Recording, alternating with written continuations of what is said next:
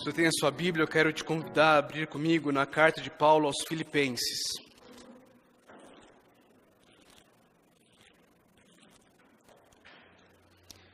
Carta do apóstolo Paulo aos Filipenses.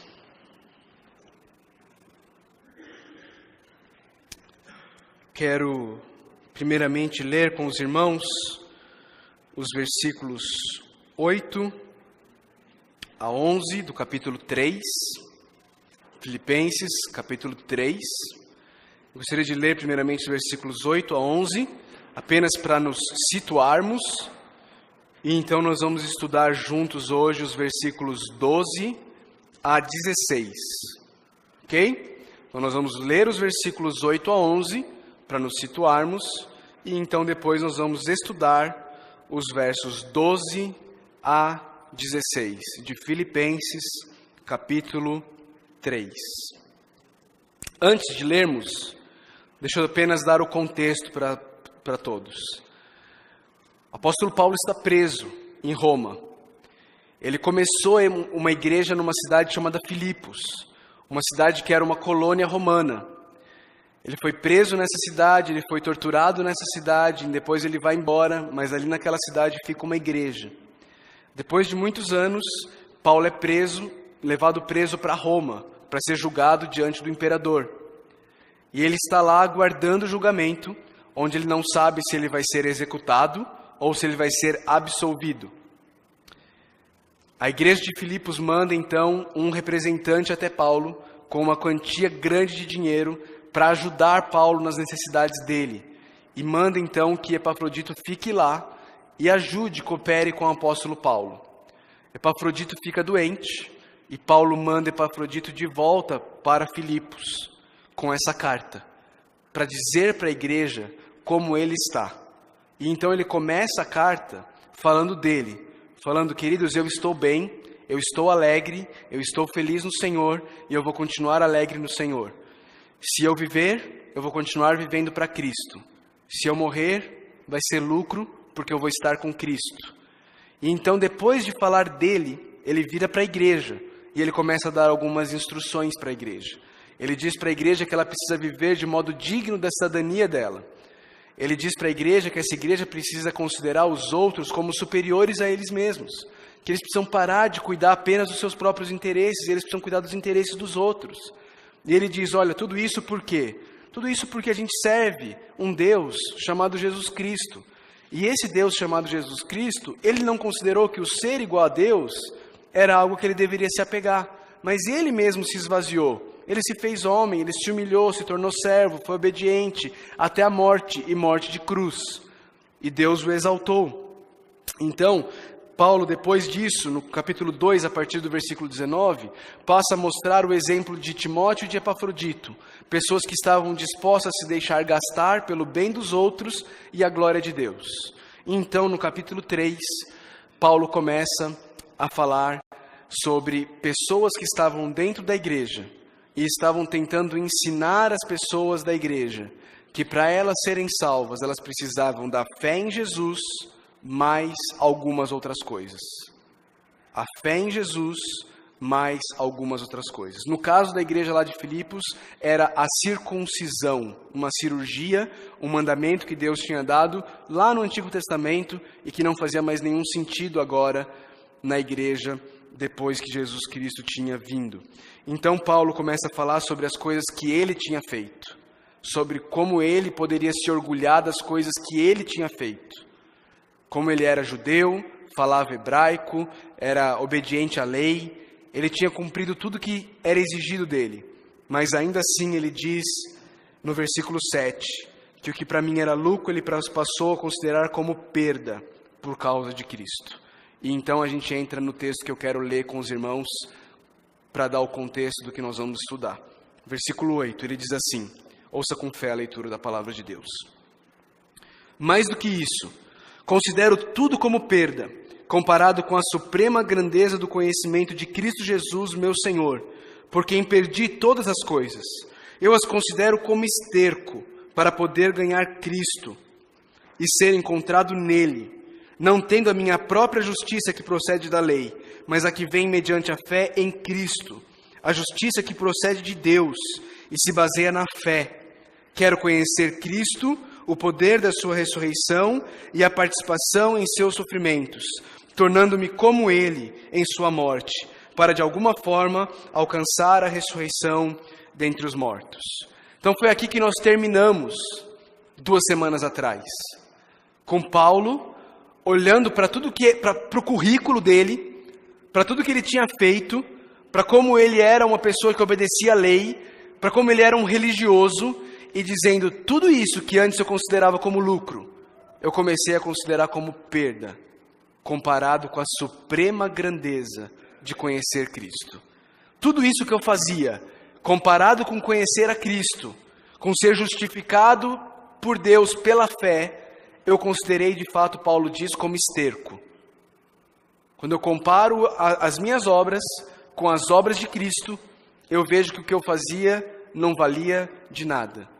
Nós terminamos 2 semanas atrás olhando para esse texto e vendo que quando nós fazemos boas obras com o propósito de conquistar o favor de Deus, o profeta Isaías nos diz que as nossas boas obras são como trapo de imundícia, fedido e sem vida, porque nós somos incapazes de conquistar a salvação pelas nossas obras.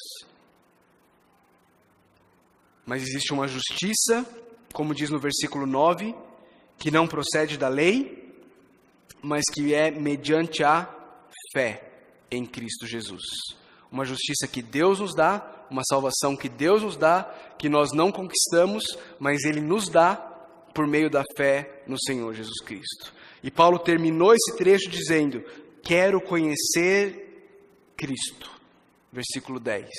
O poder da sua ressurreição e a participação em seus sofrimentos. Foi aqui que a gente terminou semana passada, 2 semanas atrás. E nós vamos continuar a partir do versículo 12. Eu quero te pedir para acompanhar com fé a continuação da leitura da palavra de Deus.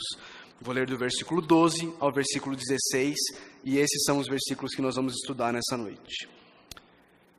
Não que eu já tenha obtido tudo isso, ou tenha sido aperfeiçoado, mas prossigo para alcançá-lo, pois para isso também fui alcançado por Cristo Jesus. Irmãos, não penso que eu mesmo já o tenha alcançado, mas uma coisa faço, esquecendo-me das coisas que ficaram para trás e avançando para as que estão diante, prossigo para o alvo, a fim de ganhar o prêmio do chamado celestial de Deus em Cristo Jesus. Todos nós, que alcançamos a maturidade, devemos ver as coisas dessa forma. E se em algum aspecto vocês pensam de modo diferente, isso também Deus lhes esclarecerá. Tão somente vivamos de acordo com o que já alcançamos. Vamos orar? Pai Celestial, nós estamos diante da Tua Palavra, nós queremos aprender do Senhor, nós de fato queremos ser transformados pela Tua Palavra. Mas, querido Deus, nós somos incapazes de gerar transformação em nós mesmos. Nós precisamos do Senhor.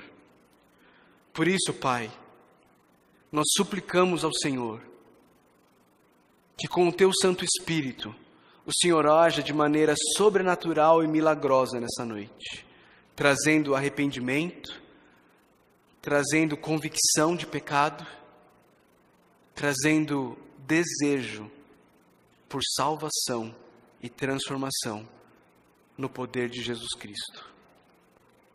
Usa a Tua Palavra, que apesar do pecador, ela possa ser penetrada fundo no coração de todos nós, transformando vidas, mentes e intenções para o nosso bem e para a glória do Senhor. Em nome de Jesus que nós oramos. Amém. O apóstolo Paulo terminou os últimos versículos dizendo que o objetivo dele, o desejo dele, era conhecer a Cristo. Este era o desejo do apóstolo Paulo. O desejo dele era conhecer a Cristo. E, queridos, é interessante ouvir e ler Paulo falando isso, porque Paulo não era um recém-convertido. Paulo não era alguém que acabara de conhecer a Cristo. Paulo era alguém que tinha pelo menos 30 anos de caminhada com o Senhor Jesus. Mas ainda assim, o desejo de Paulo, a vontade de Paulo era conhecer a Cristo. Mesmo depois de 30 anos de vida cristã, ainda assim Paulo quer conhecer a Cristo. Mas não apenas um conhecimento teórico, mas Paulo quer um conhecimento transformacional. Um conhecimento que transforma vidas. Um conhecimento que molda Paulo à imagem do Senhor Jesus Cristo. No versículo 10, ele fala: quero conhecer Cristo, transformando-me como Ele. Este é o tipo de conhecimento que o apóstolo Paulo quer ter. Um conhecimento que não é apenas teórico, mas é um conhecimento que desce da cabeça para o coração e transforma vidas, molda vidas ao caráter de Cristo. É um conhecimento que pega um judeu que perseguia e matava cristãos e faz com que esse judeu agora se torne o missionário, o maior de todos os missionários da igreja cristã. É um conhecimento que pega um judeu que matava cristão e faz com que esse judeu se torne o maior professor do cristianismo. É um conhecimento que transforma vidas. É um conhecimento que molda pessoas ao caráter do Senhor Jesus Cristo. Mas Paulo está preocupado aqui com que talvez alguns possam usar o fato de ele ter falado de que ele quer conhecer a Cristo, o poder da sua ressurreição, a participação em seus sofrimentos, tornando-se como Jesus. Ele se preocupa de que talvez alguns falsos mestres que estavam dentro da igreja pudessem usar isso para dizer: está vendo? O próprio Paulo está dizendo que é possível que eu e você sejamos como Jesus, perfeitos e sem pecado. Porque existiam algumas pessoas dentro da igreja que estavam passando essas ideias, estavam ensinando esse tipo de coisa. Pessoas que diziam que elas não tinham mais pecado, pessoas que diziam que elas tinham atingido um nirvana gospel, um nirvana espiritual, chegado numa posição em que elas já não tinham mais pecado, em que elas não pecavam mais, elas já tinham atingido a perfeição. E preocupado então com essa ideia, Paulo escreve os próximos versículos, deixando muito claro de que não é disso que ele está falando. Paulo deixa claro nos versículos 12 e 13 que ele é um pecador em processo de santificação. Veja comigo o versículo 12, ele diz assim: não que eu já tenha obtido tudo isso, não que eu já tenha sido aperfeiçoado. Paulo está deixando isso muito claro, queridos. Olha, o meu objetivo, o meu desejo é conhecer a Cristo e ser como Ele. Mas me entenda, eu ainda não cheguei lá. Eu não terminei a carreira. Eu não sou como Jesus. Eu não me tornei perfeito. No versículo 13, ele faz questão de falar isso de novo, caso eles não tenham entendido. Ele diz: não penso que eu mesmo já o tenha alcançado. Ele quer deixar isso muito claro. E queridos, na verdade, o primeiro passo para o crescimento em santidade é o reconhecimento de que nós não chegamos lá. É o reconhecimento de que nós ainda temos muito para crescer. Queridos, ninguém aqui fala que não tem pecado. Eu ainda não conheci ninguém aqui, dentro da igreja e fora da igreja, que vai dizer assim: não, eu não peco.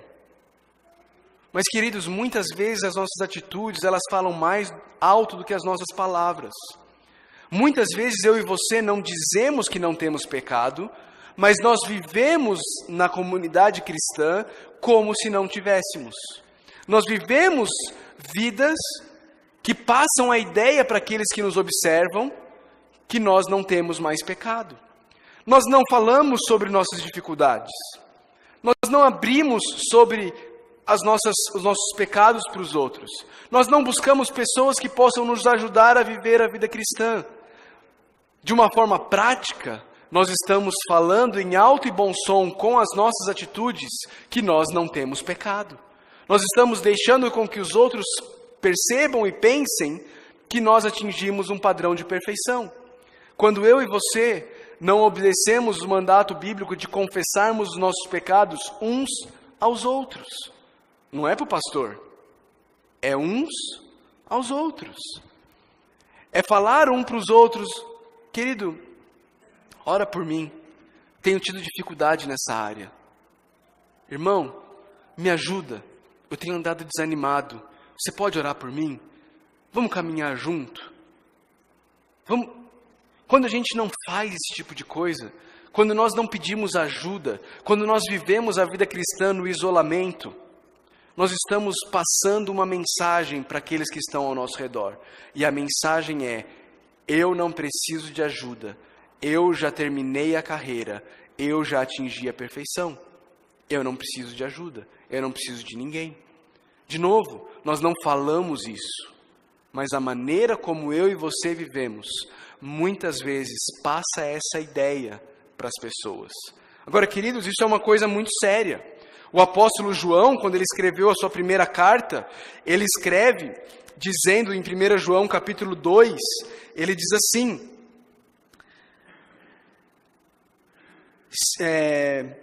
1 João 1, desculpa, não é 2, 1:8. Se afirmarmos que estamos sem pecado, enganamos a nós mesmos e a verdade não está em nós. E a verdade não está em nós. Quando eu e você vivemos uma vida como se nós não tivéssemos mais que lutar contra o pecado, a verdade não está em nós. Nós estamos enganando a nós mesmos e nós estamos passando uma mensagem falsa para aqueles que estão ao nosso redor. Então talvez você faça parte da igreja, talvez você seja membro aqui dessa igreja, mas você vive num grupo, mas mesmo vivendo num grupo, você está isolado. Você não busca ajuda, você não confessa pecado, você não reconhece fraqueza, você acha que você já chegou lá. Ou se você não acha isso, você passa essa mensagem para as pessoas. E aqui eu tenho que dizer que nós homens temos uma propensão muito maior a isso. Nós homens temos uma propensão muito maior a não buscarmos ajuda, a não pedirmos socorro, a não abrirmos a nossa vida para os outros, a acharmos que nós somos autossuficientes e que nós podemos resolver tudo. A quem queremos enganar? Isso não é verdade. Nós precisamos uns dos outros. O próprio apóstolo Paulo está dizendo, eu não cheguei lá, eu não fui aperfeiçoado, eu preciso, eu tenho muito a caminhar. Mas talvez você esteja aqui nessa noite e você não faça parte da igreja. Talvez você esteja aqui nessa noite e para você, até hoje, você de fato pensava que você não tinha pecados. Você de fato pensava que não tinha nada de errado com a sua vida. Deixa eu te contar um segredo, que na verdade não é um segredo. É muito claro na Bíblia. A Bíblia diz que todos pecaram. Todos pecaram. E por isso estão separados de Deus. Essa é a realidade de todos os seres humanos. Dos cristãos e dos não cristãos. Todos nós somos pecadores. E o único caminho para deixarmos de termos culpa pelo nosso pecado é a morte do Senhor Jesus Cristo. É nos arrependermos de nossos pecados e crermos que Jesus Cristo morreu na cruz para pagar o preço dos nossos pecados. Então, seja você um cristão, seja você um não cristão, o que Paulo está dizendo para você é: reconheça que você é um pecador. Reconheça que você ainda não atingiu a perfeição e você nunca irá atingir a perfeição neste lado da eternidade. Reconheça isso. Reconheça que você precisa de Cristo. Não existe caminho de entrada para uma vida de crescimento em santidade do que primeiro reconhecer que você é um pecador. Não tem como você crescer na vida cristã sem reconhecer que você é um pecador. É interessante que esse reconhecimento do apóstolo Paulo, ele não paralisa o apóstolo Paulo. Ele não faz com que Paulo fique paralisado e diga assim, mas eu sou um pecador, eu vou fazer o quê? Nada que eu possa fazer em relação a isso, eu sou um pecador, eu vou ficar assim, eu nasci assim, eu cresci assim, vou ser sempre assim, né? O síndrome de Gabriela. Paulo não tem síndrome de Gabriela. E Paulo também não tem a síndrome de Adão, de culpar os outros e de usar o pecado como desculpa para continuar no pecado. Paulo não diz, sabe de uma coisa? Eu sou pecador, é isso quem eu sou assim mesmo, e não tem jeito, eu vou continuar assim. Não, veja o versículo 12. Ele diz, não que eu já tenha obtido tudo isso, ou tenha sido aperfeiçoado, mas prossigo para alcançá-lo. Sim, eu sou um pecador. Sim, eu ainda não cheguei lá. Mas e aí, eu vou continuar então nessa condição e vou me contentar com ela e vou ficar aqui? Paulo está dizendo não. Sim, eu sou um pecador, mas eu estou em processo de transformação. Sim, eu sou um pecador, mas eu quero ser transformado cada vez mais. Paulo não está satisfeito com o que ele está.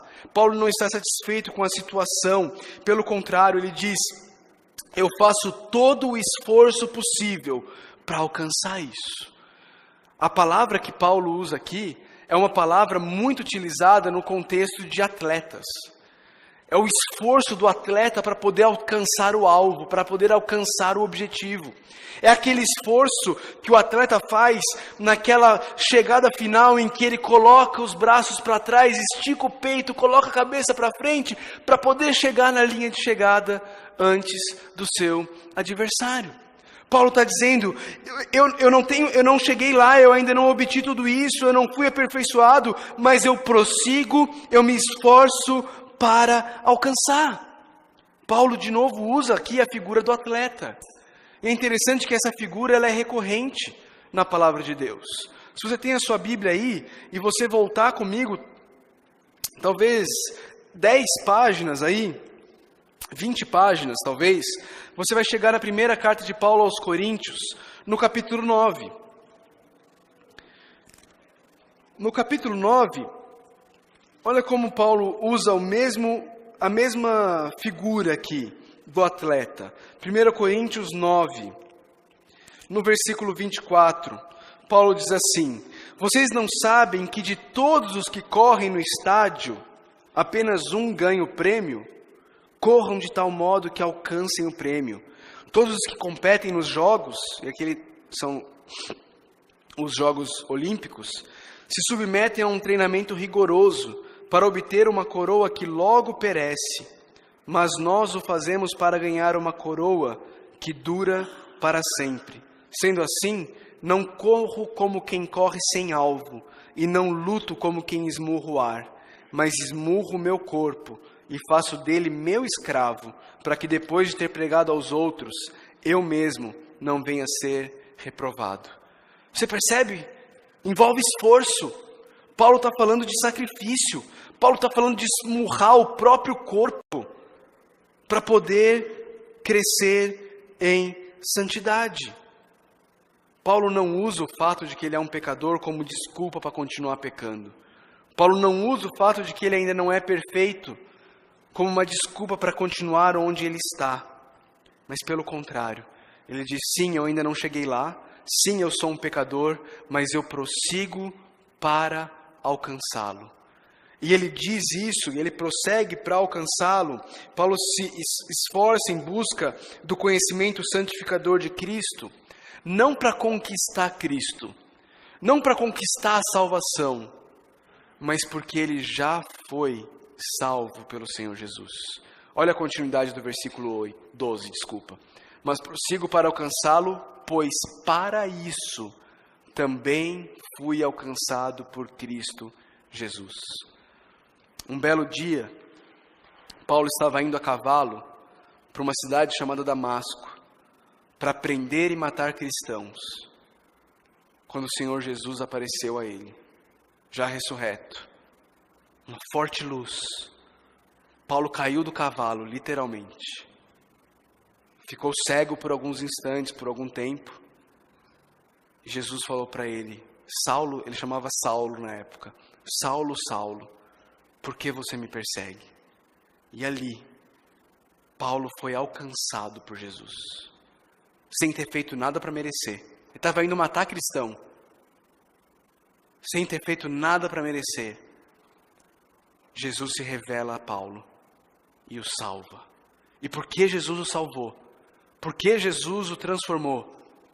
Paulo agora se esforça para conhecer mais a Cristo e se tornar mais como Cristo. Não para ser salvo, mas porque ele já tinha sido salvo. E por ter sido salvo, por causa do tão grande amor de Deus, Paulo quer ser cada vez mais parecido com o seu Salvador, cada vez mais semelhante ao seu Senhor. Por isso ele diz no versículo 13, irmãos, não penso que eu mesmo já o tenha alcançado, mas uma coisa faço, Queridos, Paulo tinha um objetivo de vida. Ele tinha um propósito na vida dele.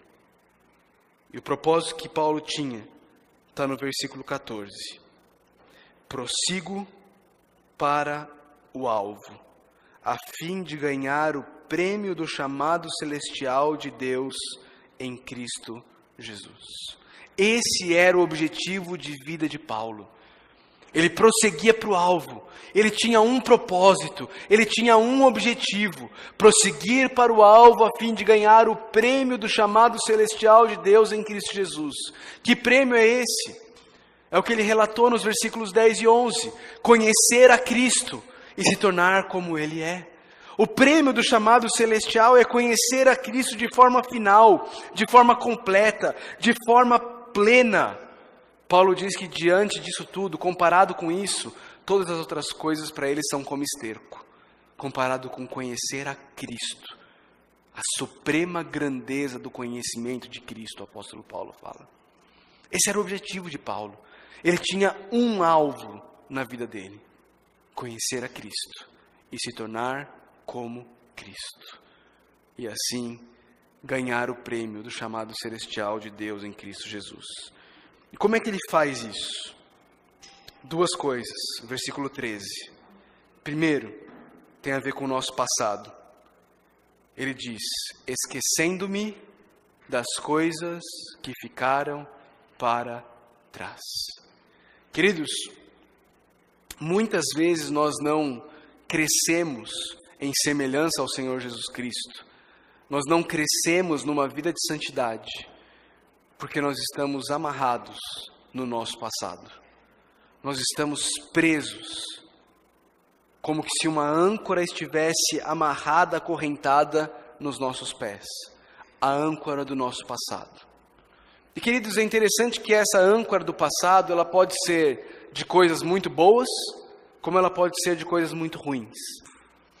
O apóstolo Paulo tinha todo um currículo para apresentar de tudo que ele tinha feito como judeu, como fariseu, como mestre da lei. Mas ele diz, eu me esqueço das coisas que ficaram para trás. Sigo para o alvo, conhecer a Cristo. E talvez você tenha um passado de realizações. Talvez você já tenha feito muitas coisas. Deus tenha te usado para fazer muitas coisas para Ele. E talvez hoje você não cresça mais em santidade na sua vida cristã, porque você virou um museu da vida cristã. Você vive do passado. Você vive de um passado glorioso. Ah, naquele tempo.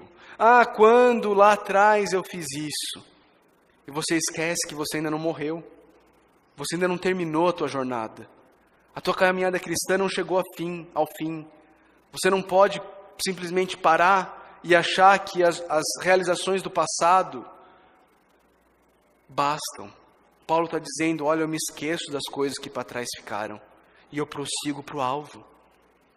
Talvez alguns de nós não estejam crescendo em santidade, estejam vivendo uma vida morna, uma vida passiva, uma vida xoxa, um cristianismo chato, sem graça. porque vocês acham que já chegaram lá. Porque acham que o que você já aprendeu, o que você já fez, o que você já conhece, já é suficiente. Você vem para a igreja, mas você, o que o pastor vai falar eu já sei, já conheço. Você participa do grupo pequeno, do in loco, mas você sempre vai para o livro achando que você já sabe, que você já conhece. O seu irmão vai compartilhar, mas não, o que ele vai falar eu já sei. Você vai para as situações com o seu passado em perspectiva, achando que tudo que você já fez, já estudou, já aprendeu, isso basta. Paulo está dizendo, olha, eu me esqueço das coisas que para trás ficam e eu prossigo para o alvo. Talvez o seu passado não seja um passado de realizações. Talvez o seu passado, pelo contrário, seja um passado difícil, doloroso. Talvez no seu passado tenha muito sofrimento. Talvez no seu passado tenha muito pecado seu e muito pecado dos outros contra você. E você continua amarrado nesse passado. Você continua preso nesse passado. Você não se permite crescer na sua jornada, no seu caminhar com Cristo, porque você está amarrado no passado. Você não se permite se envolver com as pessoas, se relacionar com os irmãos, porque lá atrás erraram contra você, pecaram contra você. E então você acha que acabou. Não quero mais saber. Queridos, tem muita gente vivendo assim. Infelizmente, nós temos um número enorme de lugares cuja placa está escrito Igreja Evangélica, quando na verdade deveria estar escrito Máquina de Moer Pessoas. Está cheio de pessoa saindo de igreja evangélica triturado, moído por igrejas, entre aspas, que não são igrejas, são abatedouros, são centros de moer sonhos, vidas, almas. Mas se você está nessa situação, eu quero te convidar a esquecer das coisas que para trás ficam e prosseguir para o alvo de conhecer a Cristo. Se teve alguém que sofreu nessa vida, foi o apóstolo Paulo. Chicoteado inúmeras vezes, apedrejado um monte de outras vezes, traído um monte de outras vezes. No final de sua vida, o apóstolo Paulo escreve para Timóteo e ele diz assim: todos me abandonaram. Todos me abandonaram. Se tem alguém que sabe o que é sofrer, o que é ser traído, é o apóstolo Paulo. Mas ele está dizendo para mim e para você nessa noite que os nossos sofrimentos, as nossas dores, os nossos pecados, o pecado dos outros contra nós, por mais dolorosos e difíceis que eles possam ser, eles não são determinantes para o nosso futuro. A graça de Deus é maior do que todos eles. E por causa da graça de Deus, nós podemos deixar para trás o que ficou para trás. E nós podemos prosseguir, avançar para o que está diante de nós. Prosseguir para o alvo. Manter nossos olhos fixos na linha de chegada. Parar de olhar para os outros. Parar de olhar para as circunstâncias. E manter nossos olhos fixos no Senhor Jesus Cristo. Esquecendo-me das coisas que ficaram para trás. Passado. Mas também futuro. E avançando para as que estão adiante. Queridos,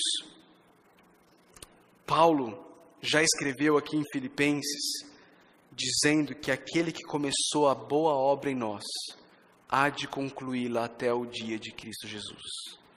Nós temos uma certeza.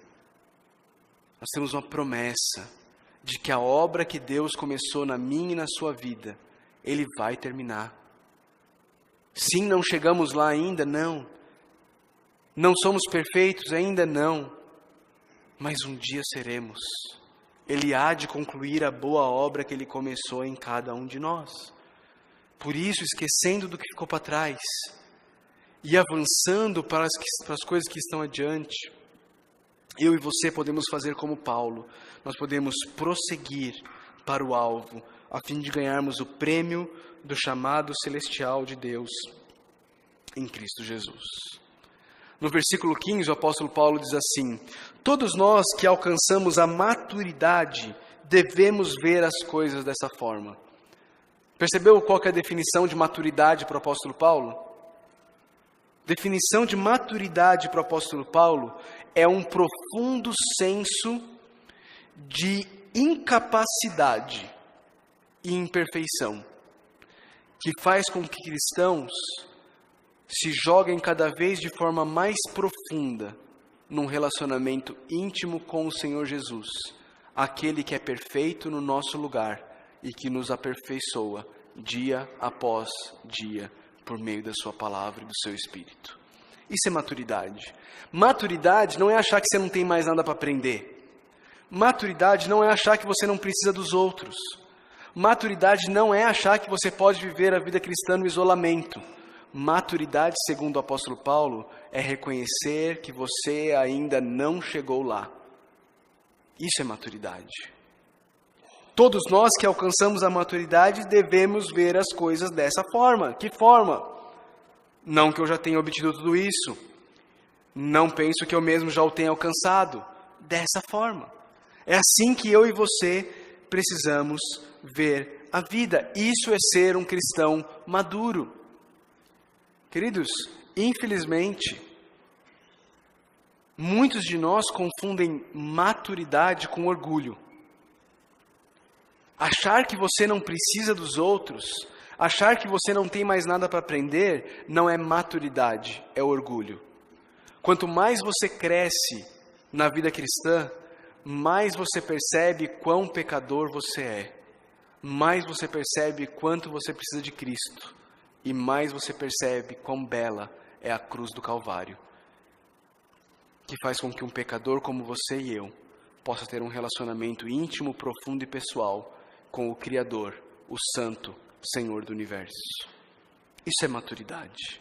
Isso é maturidade. Paulo, interessantemente, ele, de forma madura, ele termina o versículo 15 dizendo: e se em algum aspecto vocês pensam diferente, isso também Deus lhes esclarecerá. Ou seja, eu não vou tentar convencer vocês de que o que eu estou falando está certo. Deus vai convencer vocês.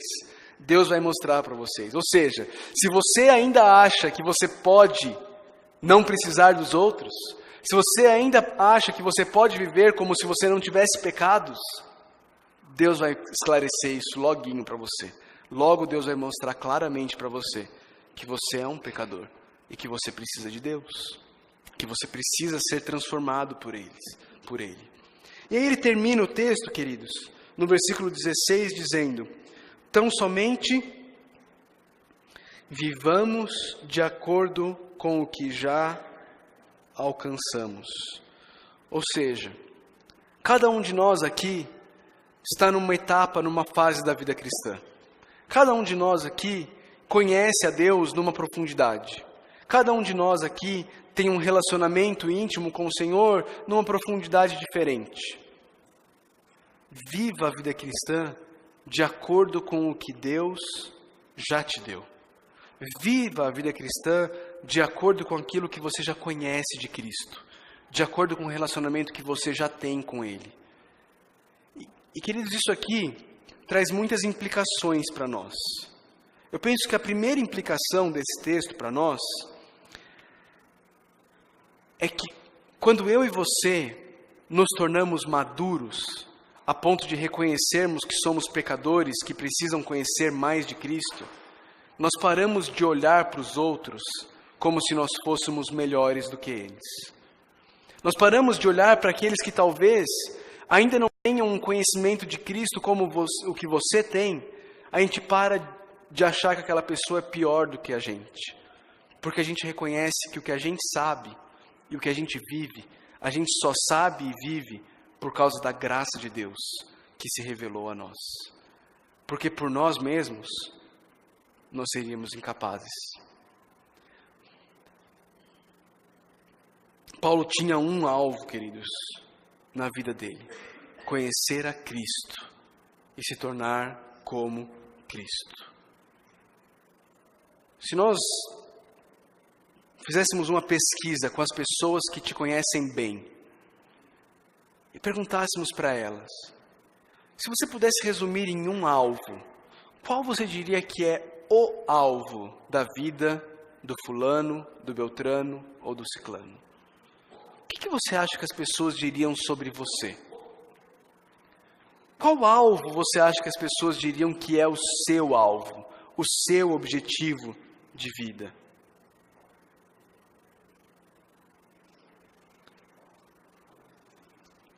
Talvez você já tenha ouvido falar de um homem chamado Eric Liddell. Talvez pelo nome você não conheça, mas talvez você já tenha assistido o filme Carruagens de Fogo, né? Filme, um clássico, muito famoso. Eric Liddell, ele era um escocês, ele era o Usain Bolt da época dele. Ele era o homem mais rápido do mundo na época dele.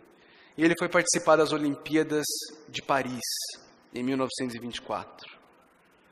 E ele corria os 100 metros rasos e o revezamento 4%. Só que marcaram as finais dos 100 metros rasos e do revezamento 4% para um domingo. E o Eric Liddell entendia que no domingo ele não deveria fazer o trabalho dele, ele deveria reservar para Deus. E ele decidiu que ele não ia correr os 100 e os 4%. E todo mundo achou aquilo um absurdo. E ele falou, não, eu vou correr então os 200 e os 400. Que não era a especialidade dele. Não era para o que ele tinha se preparado a vida inteira dele. E o filme Carruagem de Fogo, ele conta sobre essa história. E ele conta como esse homem ficou em terceiro nos 200 metros. E ganhou o ouro e bateu o recorde mundial nos 400 metros. E terminada a corrida, terminadas as Olimpíadas, esse homem decide ir para a China como missionário. E em 1925 ele vai para a China. Em 1942, a perseguição começa. Ele manda sua esposa e seus filhos embora e ele fica lá. Em 1943, ele é preso e enviado para um campo de concentração. E em 1945, ele morre como fruto da desnutrição e dos trabalhos forçados que ele vivia ali naquele campo de concentração. Por que eu estou falando dele? Porque esse homem, já no final da sua vida, ele disse o seguinte. Ele disse assim: muitas pessoas estão sempre sentindo falta de algo na vida. E a razão por que elas estão sempre assim é porque muitos estão correndo atrás de coisas secundárias. Muitos estão correndo atrás de coisas secundárias. Esse homem gastou a vida dele correndo atrás de conhecer Cristo e ser transformado por Ele. Esse era o único objetivo de vida desse homem. Queridos, esse precisa ser o único objetivo da minha vida e da sua vida. Porque nenhum outro objetivo vai ser capaz de satisfazer esse vazio que existe dentro do meu e do seu coração, que só Cristo é capaz de satisfazer. E eu gostaria de te incentivar a perceber que eu e você podemos fazer isso, porque Cristo já fez tudo por nós. No versículo 12, Paulo diz assim: prossigo para alcançá-lo, pois para isso também fui alcançado por Cristo Jesus. Eu e você podemos ter Jesus como alvo das nossas vidas. Podemos ter o objetivo de conhecer a Cristo e ser transformado por Ele como alvo, porque Ele nos alcançou primeiro. Paulo diz, eu prossigo para alcançá-lo, mas para isso eu também já fui. Fui está no presente, no passado ou no futuro? Passado. Eu já fui alcançado por Cristo Jesus. Porque Cristo nos alcançou, eu e você agora podemos fazer do objetivo de nossas vidas alcançar Cristo, conhecer Cristo e ser transformado por Ele. Quero terminar contando uma história para você. Um amigo meu, pastor, ele estava me contando uma história do filho dele. O filho dele joga beisebol. Talvez você não entenda as regras do beisebol, nem eu. Eu acho que nem quem joga entende as regras daquele esporte. Mas quando você é criança e você joga beisebol, tem uma regra que o máximo de pontos que o seu time pode fazer numa rodada são 8 pontos. Para as crianças não ficarem muito tristes quando começarem a perder de muito, né? E o filho dele estava jogando beisebol. E o filho dele era aquele que era o arremessador, que arremessa a bola e tem como objetivo fazer com que o cara que vai bater a bola não consiga bater a bola. Ok? Esse é o objetivo do arremessador. E o jogo estava 10-1 para o time do filho dele. E era a última rodada. Se você fizer as contas, você vai perceber que era impossível o outro time virar, porque cada time só pode fazer 8 pontos numa mesma rodada. Então aquele pastor vai para o filho dele e diz para o filho dele antes de começar a rodada: filho, nós já ganhamos. Eles não têm como vencer o jogo. Faça o seu melhor, mas fique tranquilo, nós já ganhamos o jogo. E aquele pastor conta que aquela rodada foi a melhor rodada do filho dele como arremessador de bola em toda a temporada. O menino nunca jogou a bola tão bem quanto naquele momento, porque ele já sabia que a vitória já estava garantida. Qual é a aplicação que eu quero trazer para mim e para você? Eu e você, nós podemos fazer do foco da nossa vida conhecer a Cristo e ser transformado por Ele, porque Cristo já ganhou o jogo por nós. A vitória já está garantida. O que isso precisa causar em nós? Preguiça e falar assim: Cristo já ganhou o jogo mesmo? Não. Nós precisamos pegar essa bola, nós precisamos arremessar essa bola da melhor maneira que nós pudermos. Fazermos o nosso melhor jogo, porque não depende de nós e o outro time não pode mais ganhar. A vitória já está garantida. Cristo já venceu na cruz do Calvário. Façamos de conhecer a Cristo e ser transformado por Ele o alvo do nosso viver, porque aquele que começou a boa obra em nós, Ele há de concluí-la até o dia de Cristo Jesus. Vamos orar. Santo Deus, nós louvamos e bendizemos o Teu nome, Senhor, porque Jesus Cristo venceu a morte, Ele está vivo para sempre. E por isso, eu e os meus irmãos aqui, nós podemos ter a mais profunda e clara convicção de que a vitória é certa. A vitória está garantida. Nós fomos conquistados por Jesus. Ele nos alcançou. Ele nos alcançou. Ele nos amou primeiro. E por isso nós podemos amar ao Senhor hoje. Senhor, crie em nós um espírito inabalável. Crie em nós um desejo profundo de vivermos para a honra e glória do Teu nome. Crie em nós um desejo profundo de conhecer a Cristo cada vez mais, de amar a Cristo cada vez mais, de viver a vida cristã de forma cada vez mais profunda e verdadeira, Deus. Senhor, tira de nós qualquer sentimento de morosidade, essa passividade, Deus, essa mornidão.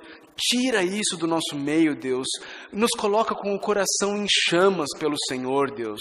Nos faz vibrar com o Evangelho. Nos faz amar a verdade de que o Criador dos céus e da terra se fez homem, habitou entre nós, viveu uma vida perfeita que nós não éramos capazes de viver e morreu a morte que nós merecíamos morrer.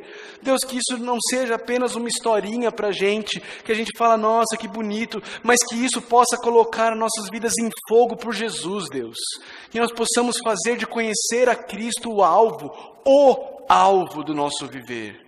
Que tudo em nossa vida possa girar em torno de conhecer a Cristo e ser transformado segundo o caráter dele, Deus. Pai, não permita vivermos vidas isoladas.